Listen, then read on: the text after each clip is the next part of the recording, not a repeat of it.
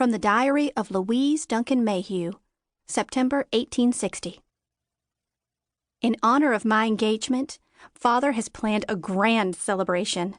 The house has been painted a gleaming white, and tables, replete with wild flowers, are scattered on the lawn. The whole effect is worthy of a Charles Heath illustration, and I can barely contain my excitement at the sound of approaching carriages. Being the junkman's daughter isn't always as cool as it might sound. Sure, I get first dibs on all kinds of good stuff. I now have 3 perfectly good 10-speed bikes. But it comes with a price.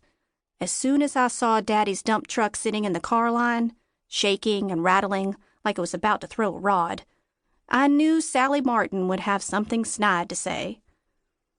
Mama usually drove me home, but Daddy had mentioned at breakfast that he had to pick up an old section of bleachers from the football field and might as well save her a trip. I could see a rusty end of it sticking up behind the cab. "Nice ride, Louise," she said. "You headed to the dump?" A couple of kids laughed, and I calculated the chances of getting suspended for fighting on the last day of school.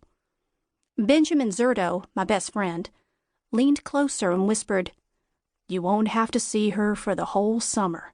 Take a deep breath and count to 10. As if. I looked at Sally and smirked. "You better stand back. My dad's used to picking up useless crap and hauling it away.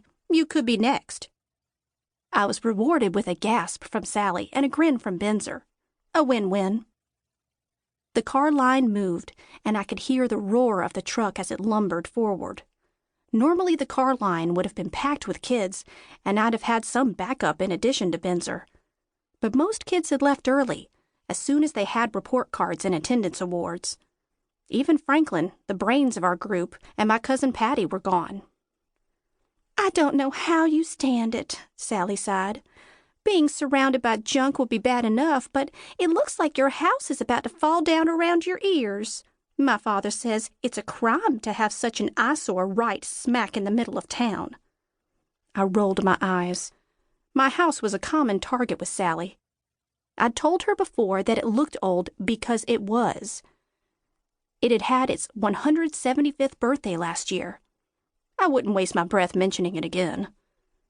Sally smoothed down her skirt with one hand and smiled. Uh-oh. When Sally smiled, bad things usually followed.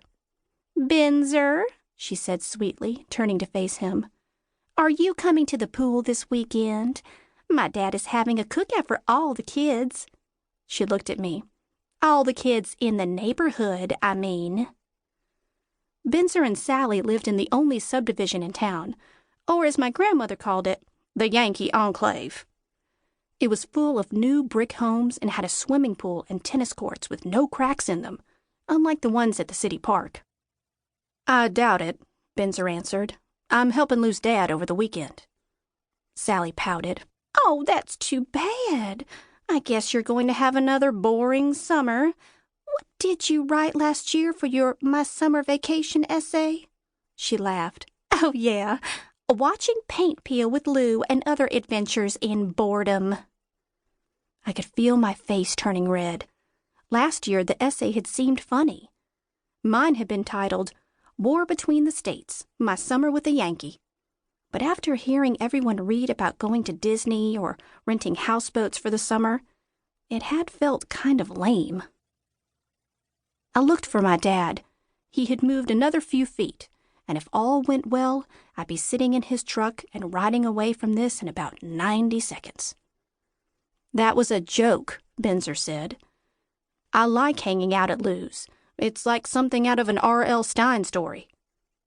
Benzer is a bookworm, but that doesn't hurt him socially. He's the most athletic boy in the entire 6th grade. He's considered a northerner by some, since he was born in New York City, even though he's lived here in Zollicoffer since he was 4, and considers himself a local.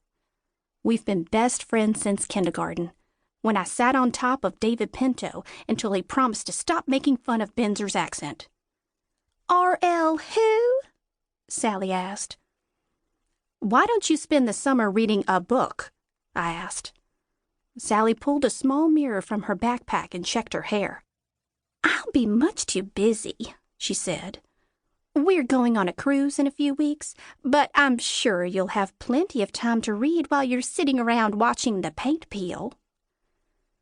Daddy pulled to the curb, and I moved to leave, but Sally's smug smile did me in. Benzer and I have exciting plans too, Sally. Sorry you'll miss it all on your dopey cruise. I caught Benzer's startled look out of the corner of my eye, but I didn't stop. I guess you'll hear all about it when you get back, if you don't read about it in the newspaper first. Sally laughed. Oh, really? I can hardly wait. I ignored Benzer's stare and opened the dump truck's door. It gave a loud screech and I slammed it shut. Sally murmured something to the girls around her about Lou and her active imagination.